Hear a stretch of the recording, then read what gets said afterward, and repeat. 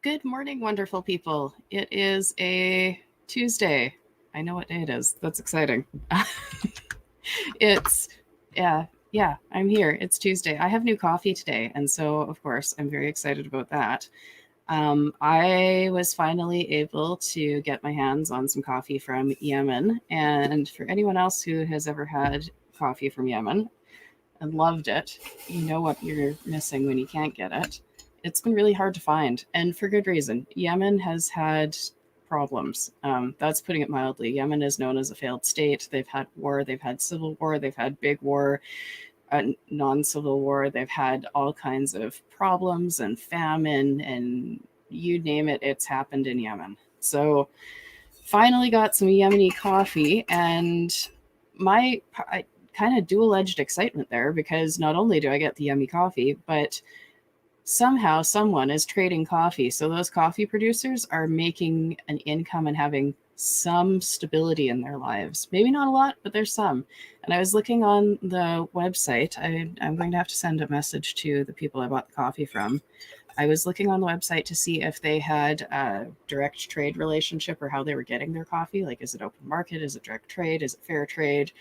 Some of their stuff is certified fair trade, some of it isn't, but they didn't really say.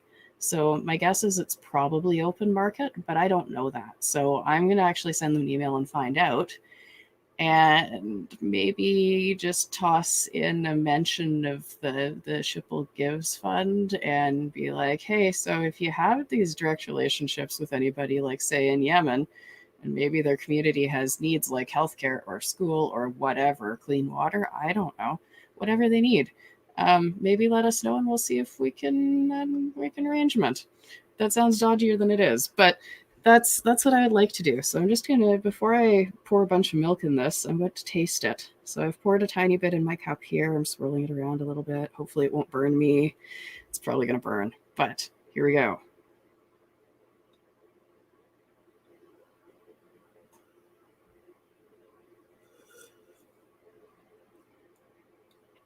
Oh dang, is that ever good? That is super tasty. Um, yeah, it's slightly less dark than what I would normally go for, but is that ever tasty? Um, this coffee place that I ordered from will also send green beans, and like I mentioned last time, I have permission from my mom to use her outside fireplace to roast some coffee in the summer, providing I can do it safely. So I'm not allowed to light the place on fire. And I think I have to make sure my children don't get too close. So they can play somewhere else and I'll roast the coffee. That's the plan. That is very tasty. So now that that's out of the way, I guess we should look at a map because I'm going to take a wild guess here that there are people in this here audience who haven't looked at a map and found out where Yemen is. So let's do that because, you know, I'm all about the geography. Geography. Ooh, Zestra says she loves a bright coffee. Okay, well, I also have, I wouldn't recommend this as a bright coffee. Yemen is not bright. Yemen is kind of fruity and it's different. For bright coffees, usually the South American ones are quite good, or a lighter roast African coffee. Um, I have some also to try, not today, from Panama, and I'm excited about that. I don't think I've ever had coffee from Panama. So, and oh, Uganda. I have a Ugandan coffee that was marketed as being bright. I've never tried Ugandan coffee either, so it's going to be an adventure this week. Anyhow, maps. That's what I was going to do. So we are going to look for Yemen. All right. Oh, it's got some quick facts. Yemen, officially the Republic of Yemen, is a country in Western Asia. Oh, it's considered Asian. Okay. On the southern end of the Arabian Peninsula. It borders Saudi Arabia to the north and Oman to the northeast and shares maritime borders with Eritrea, Djibouti, and Somalia. So now you know what kind of part of the world we're in. Let's just turn on some satellite here. That wasn't quite the satellite I was hoping for. There. Okay, so we've got some satellite maps here, and we can see that it is dry looking. So if I zoom out a little bit, that'll give some context. I have Africa. It's kind of nestled in the Horn of Africa a little bit, and south of Russia. Okay, well, learning all the things. If I zoom in, what we see are lots of desert, and lots more desert. So that's certainly a thing. I'm looking. I'm curious because I haven't done this in a few years. So, what does Yemen look like? So if I pick a place, how about this place? This place looks like it has streets and stuff. I zoom way in. What do I see?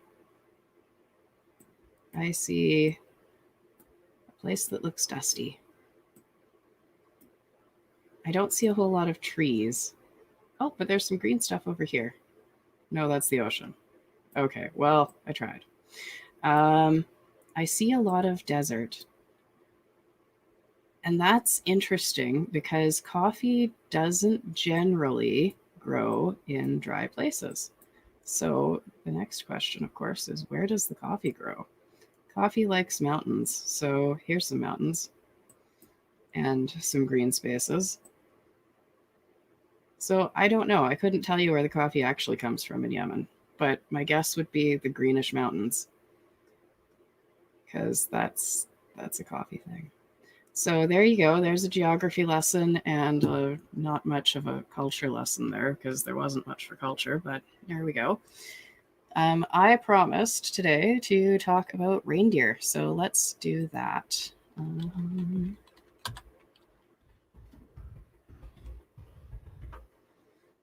So I read this fascinating, fun thing yesterday here. It says it's from 2012, so obviously I'm a little bit behind the times, but that's okay. Why is Rudolph's nose red?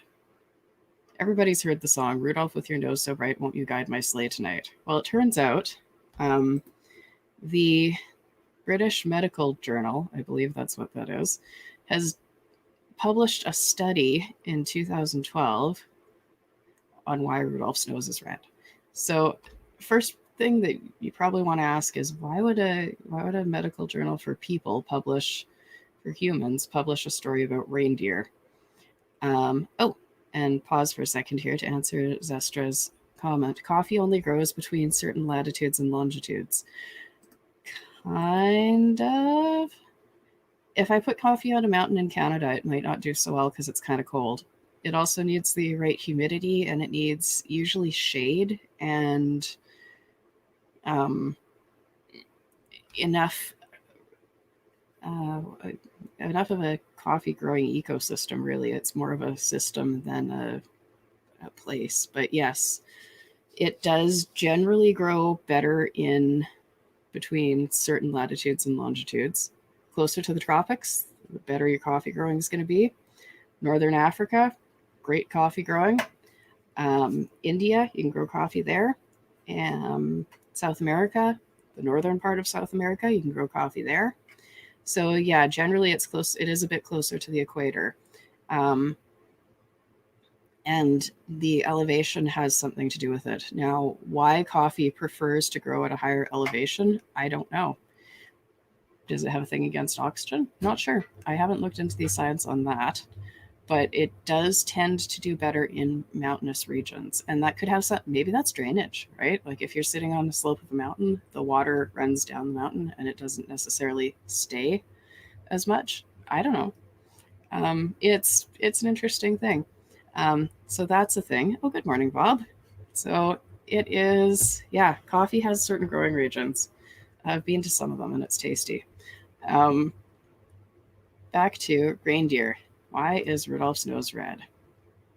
The objective of this is to characterized the functional morphology of the nasal circulation in humans in comparison with reindeer as a means of testing the hypothesis that the luminous red nose of Rudolph, one of the most well-known reindeer pulling Santa Claus's sleigh, is due to the presence of a highly dense and rich nasal microcirculation.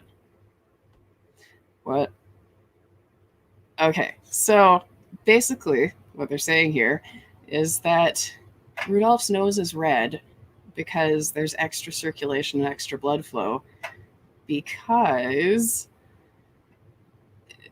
reasons.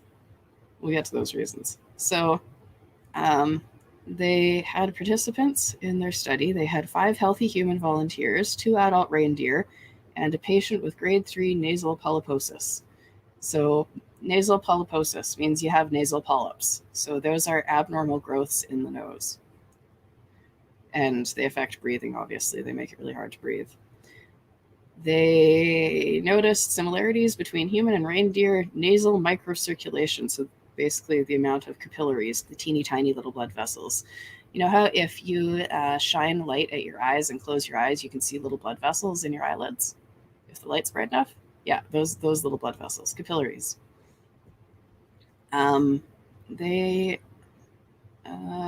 Anyhow, long story short, reindeer have, there we go. Reindeer have lots of tiny little blood vessels in their nose. It is 25%, they have 25% higher vascular density, so more capillaries in their nose than people. That's pretty cool. It helps protect Rudolph's nose from freezing during sleigh rides and regulates the temperature of the reindeer's brain because it acts as air conditioning. Desert foxes have big ears that act as their air conditioning. The blood flows through them, the wind blows, and it cools it off. Similar with reindeer. They live in the winter, so the blood flows out to the nose, it cools off, then it goes back to the brain. So temperature regulation. And says that's essential for flying reindeer pulling Santa Claus's sleigh under extreme temperatures. What they also discovered was that in keeping Rudolph's nose bright and red and warm, the reindeer were able to, plural. Anyway, they could find food better.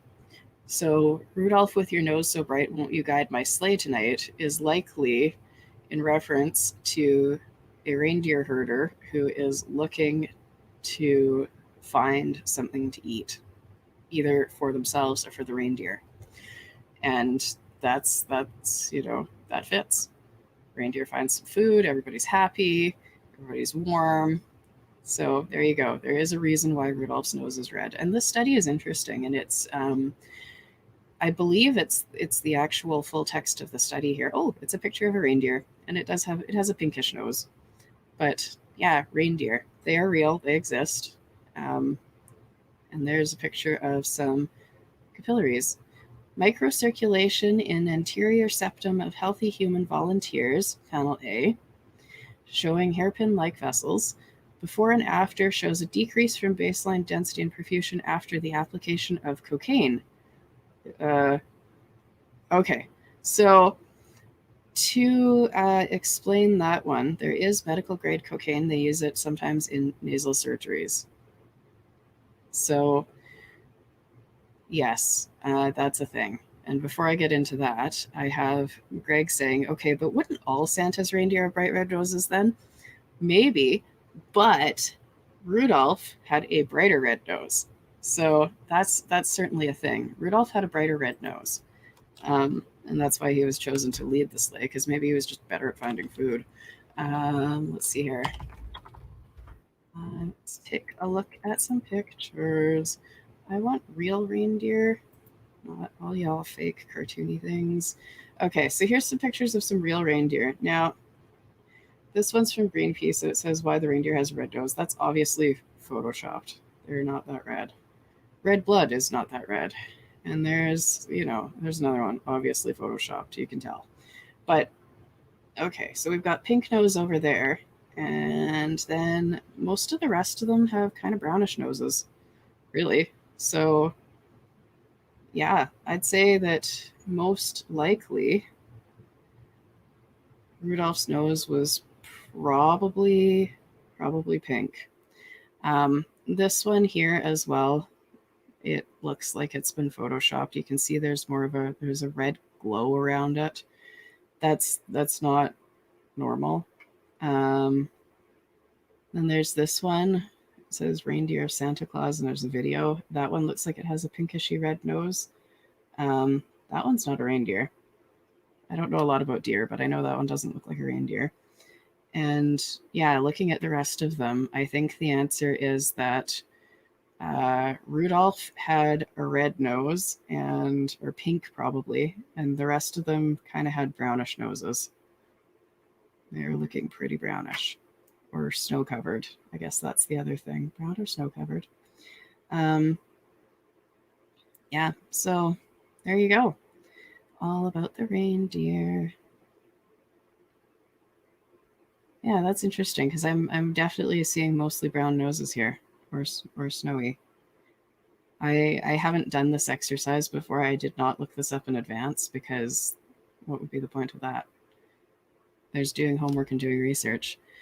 And is it possible that his was redder because he was using magical dust, the medical grade cocaine? Less likely. Okay, so now this is a whole other thing here.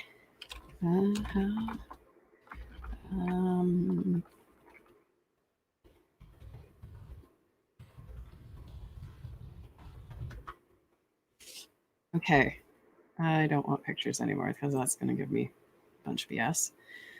Okay.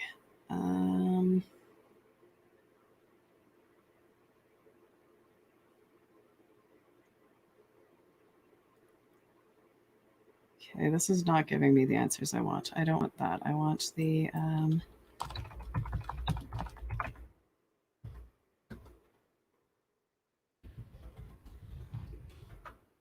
give me some of this. There we go. This will be okay. So I don't want to sign up for anything. Stop it. There we go. Okay. Lapland and Siberia, where the reindeers live.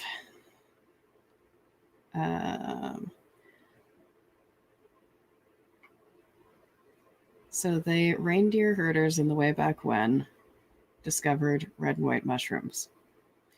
I am not a mycologist. I do not know my mushrooms. Do not eat anything you find without consulting a professional. If you find a mushroom in the wild, don't think, oh, hey, I heard about it on Jen's show. It's probably good to eat. It'll make me high. No, stay the hell away from it. Don't touch it. Talk to a professional. I am not one of those people. So reindeer apparently loved the, let me butcher this name here, Amanita muscaria, or fly agaric, as it is better known. They could be led around by the nose by sprinkling pieces of mushroom in front of them. Why the animals were so fond of these fungi was a question. And I'll, taste the mushroom and you hallucinate and have some good times. And there we go. It contains the natural hallucinogens muscimol and ibotenic acid and the toxin muscarine. Amanita is not the magic mushroom that people look for or grow in basements. Those are psilocybin mushrooms, or psilocybe mushrooms, which contain hallucinogen psilocybin. Okay. It can cause problems. It's not as toxic as muscarine. So these mushrooms that the reindeer are eating are toxic. Don't eat them. Don't eat them.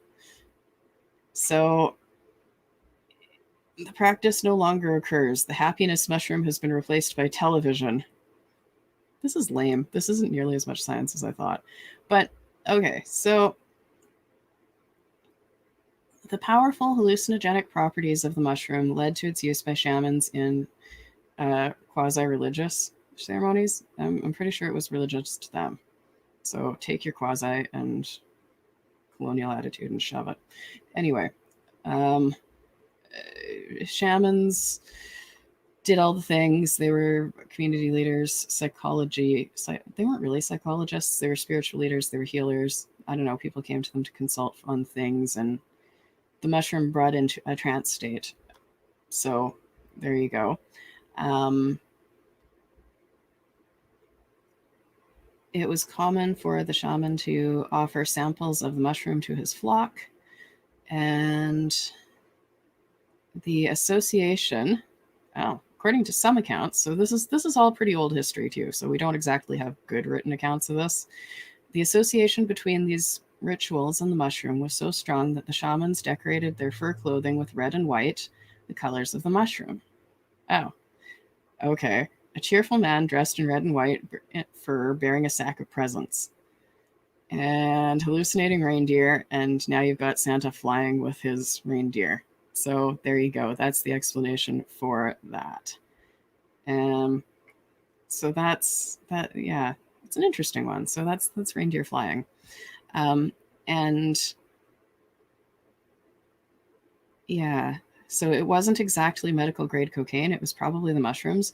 And then it's possible, like if we go back to those photos of all the reindeer that had the red noses, it's entirely possible that maybe they used some sort of a, I don't know, powdered berry or something to color the reindeer's noses extra red to go with the red and white of the mushroom or whatever. I don't know. Maybe. That's just a Jen thought. That's not anything proven. It is not scientific. It is not backed up by history that I know of. Do your own research. Don't go spreading myths about other people if you don't know what you're talking about. This piece I read about the reindeer here was written by Joe Schwartz, who has a PhD in something, presumably history. Don't know for sure. And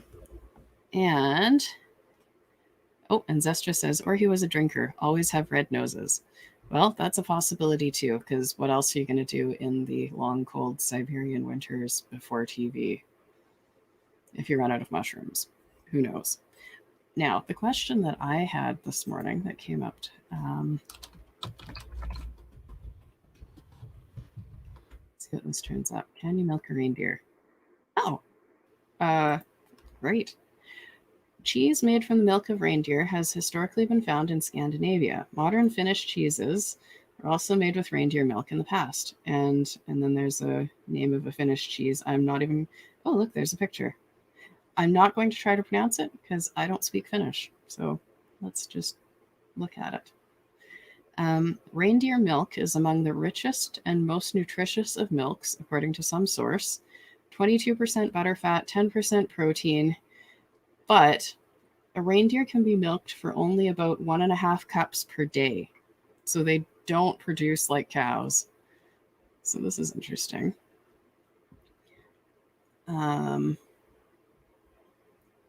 Reindeer cheese is a rich cream cheese, yellow on the outside, white on the interior. When cut into, the white rapidly changes to a golden yellow, so it oxidizes, I guess. Taste is mild, creamy. Cheese melts easily in the mouth with a fine aroma of reindeer milk, whatever that smells like. It easily becomes rancid and then acquires a strong odor and burning taste. Okay, well, that probably explains the color. If it changes to yellow rapidly when it's cut open, that is most likely bacteria. And, Greg says he will only dress up and play Santa if he is provided with magic mushrooms. All right, that sounds like a dare. Who's in? Not me, because I'm in Canada. It doesn't work. But that's a thought.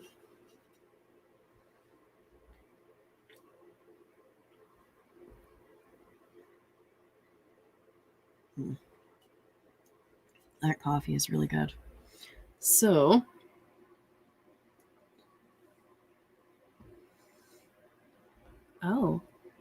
this says that the Laps take their cheese with coffee in place of cream? What? Well, no, impossible. Some coffees go well with cheese, and it depends on the cheese. So I guess then the next thing here is maps. Again. I'm just going to navigate here by zooming because it's going to be faster than typing in where the reindeer herders live. So where I'm at here is Europe. You can see Norway, Sweden, Finland, Northern Russia. So if I zoom in a little bit and toss on some satellite here, this apparently was not taken during the winter because it should be chilly. Up in the northern parts of these countries is where the reindeer herders live. And I don't have a better generalization than that. Fortunately, unfortunately. Um,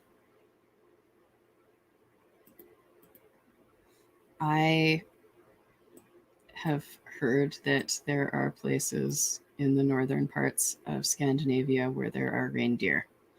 So that's certainly a thing. I am aware that um, that some of the indigenous people who herd reindeer were in Sweden because very recently the Church of Sweden made international news for wanting to reconcile with the indigenous people that it grievously harmed in the way back when.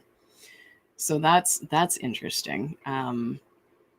The piece that I read was from CBC News, and it more or less said that the church is wanting to work with some reconciliation, and the state of Sweden is kind of trying to pretend it's not happening, which is the opposite of how it's going in Canada. In Canada, we've got the government saying they want to reconcile, and the difference between saying it and doing it is a whole other thing. And the church trying very hard to ignore the whole thing and pretend it's not happening. So, interesting thought there. And Greg says, hey, you can Google search for their range. I could, but I wanted to look at the map first because I like it and I like navigating. But yes, let's Google search. Where do reindeer live? Reindeer in North America called caribou, not the same animal. Species of deer family Cervidae found in the Arctic tundra and adjacent boreal forests of Greenland, Scandinavia, Russia, Alaska, and Canada. So the reindeer that I was looking at are not the same. See, that's a caribou. Caribou is a little different. Let's see if there's a picture of a map here. Oh, there's some fun looking reindeer, all dressed up, sticking out their tongues. Why? Don't know. And that one's American. It's different shaped. Those look American. Reindeer are very cute. Okay. So that map I was hoping for is like super not here. Which is misleading because there's a picture of the map, which leads me to believe it comes with this. It doesn't. So I guess it's just different. So let's see. Caribou facts and adaptations.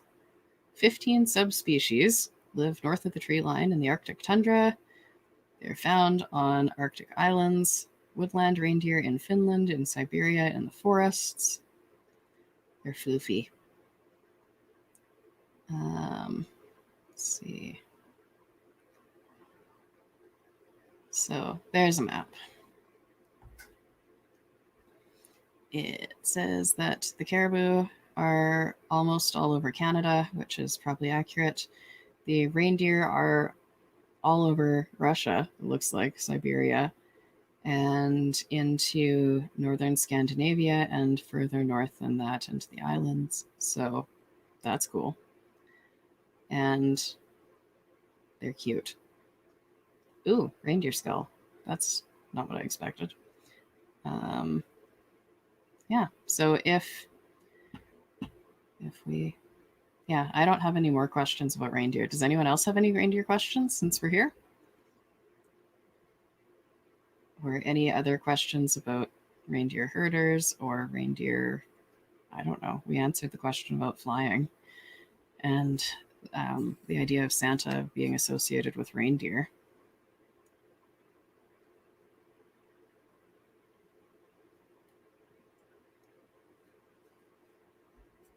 I don't see any questions jumping up in the comments. So I'm going to move along here. I learned another thing today. I saw a train engine with something on it that I'd never seen before.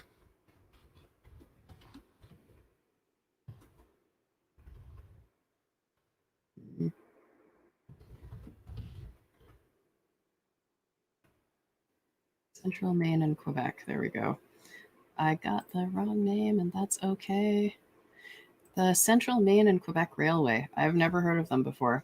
Oh, and coincidentally, that looks a lot like a caribou face. Maybe it's an elk? Moose? Moose. Anyhow, see ya, Bob.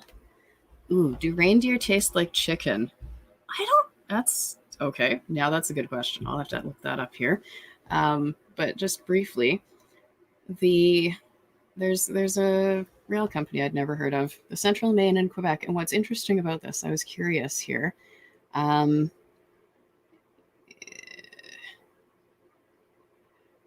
It has operations in the United States and Quebec, and that's all I wanted to really look up here. For anyone who doesn't know, Quebec is a French as a first language province in Canada. It's in eastern Canada. It has a primarily French-speaking population. Some Anglophones still, yes, but primarily French-speaking. And over the years, it's waxed and waned, but there have been votes for will Quebec separate from Canada. One of the biggest questions that the rest of us have always had is, well, wouldn't that cut off their trade? Well, if they have a Central Maine and Quebec railway, I'd say their trade will probably be okay. So that was that question. So now to answer the other one. What do reindeer taste like? Ooh, that looks actually tasty. It's not gamey. It's lean, does not taste like cows, not tough like venison. It is mild, slightly metallic, otherwise pleasant. Huh. Oh, Gary says, I speak French and I don't understand Quebecois. I get it. I've heard that the French you speak in France is different than the French that we speak out in Quebec. We have a bit of an accent and some different words. So, as far as I know, my kids are learning Saskatchewan French, which is probably slightly different again.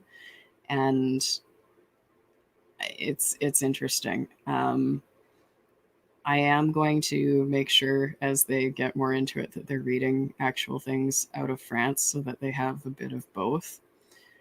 But yeah, if anybody knows of any good French kids books, both picture books, chapter books, that sort of thing, and you want to recommend them, or if you know of any French booksellers, I am all ears because they're super hard to find. You'd think that in a bilingual country we'd be able to get French books really easily, and that is not the case. It is hard. So any recommendations? Gary says, send them to Paris alone for 24 hours. I'm tempted. I have a France trip planned that I've actually had planned for about 8 years now, touring the place where my family comes from and the some historical war sites. The village where my family comes from is there's an old house. I think it was built in the 1600s or something, and there's a plaque out front apparently that this is where they lived before they left for Canada. So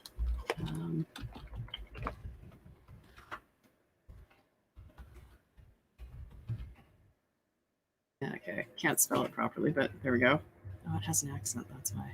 So this place here, Ficamp, is where my French family came from before they left for Canada. And it is close enough to a number of places that it would be very easy to get to. And there's a whole bunch of historical Second World War sites around there that we could do day trips to. And I'm really looking forward to doing that when my kids are actually studying that in high school. So would I send them alone to Paris for 24 hours? They're a little bit young for that. I've got an 8-year-old and a 6-year-old, so I don't think we're quite ready. But by the time he's 16, then yeah, let's go. Show me around France. Do all the speaking. Do all the planning. And that's the other thing. I might have the itinerary fairly planned, but they get to do all of the booking of the things and the reading and the learning and the planning. This is the second part of this trip. I'm giving them a budget and an itinerary, And yes, Dunkirk is on the list, and they are going to make the plans and talk to the people and do the stuff and take me on a tour of France. So I'm very much looking forward to that. But that's a few years down the road. So that's the thing. Yeah. So that was a rabbit hole. I think that's probably all I have for today. Tossing out there, I want to do some sort of a graphic mash up of a Christmas card to share with everybody, a digital thing. And I am putting it out there that if anybody wants to participate, any kind of a Christmas build in the uplift, so Christmas ornament, Christmas tree, Christmas Santa, Christmas whatever, any kind of a graphic or drawing that you have made yourself of a Christmas thing, or a photograph, or a whatever. Maybe you have a lovely winter photograph, or maybe you have a pet reindeer and you want to go take a selfie. I don't know. Surprise me. I want to gather all of that in the Shipple.io Telegram. So give me pictures, give me screenshots in the Shipple.io Telegram, and I will put together over the next month or so a Christmas card from that and share it. And everybody can use it to say, hey, Merry Christmas, or whatever it is we decide to say. Maybe it's not Merry Christmas, maybe it's Season's Greetings, or Happy Winter. I don't know, whatever works for people. I'm not stuck on the idea of Christmas. It just happens to be the season that I'm culturally familiar with here. So, and Gary says there's one in the Tuttle building. Ooh, so that's next to Uplifters Tower for anyone who doesn't know. Go explore. It's a fabulous build. And that's it for today. I'll be back tomorrow. If you have any suggestions for tomorrow's show, let me know. I'm always happy to talk about all the things, look up things, learn things. It's all about learning in the community. And we'll see you tomorrow. Bye.